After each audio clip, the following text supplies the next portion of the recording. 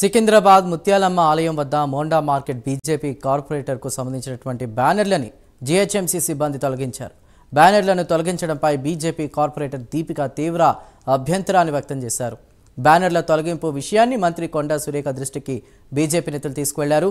మా మనోభావాలు దెబ్బతింటే సహించేది లేదని దీపిక అన్నారు. బ్యానర్లను తొలగించిన వారిపై చర్యలు తీసుకోవాలని వారు డిమాండ్ చేశారు. మరోపక్క ఈ అంశంపై మల్కాజ్గిరి ఎంపీ ఈటెల రాజేందర్ పోలీసులపై ఆగ్రహం వ్యక్తం చేశారు.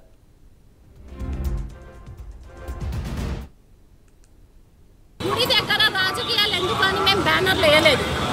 మేము ఆ రోజు 7 రోజులు ఏ రోజైతే విగ్రహ ధ్వంసం జరిగిందో అప్పటి నుండి దీక్ష ధర్నాలు చేస్తే ఏ కాంగ్రెస్ నాయకునికి ముఖం లేకుండే, ఏ బీఆర్ఎస్ నాయకునికి ముఖం లేకుండే 7 రోజులు మేము ఇక్కడ కూర్చొని బస్తీ వాళ్ళము హిందూవాదులందరూ కూర్చొని మేము దీక్ష చేసినందుకు ఈ రోజు ప్రభుత్వం విమర్శ చేస్తుంది.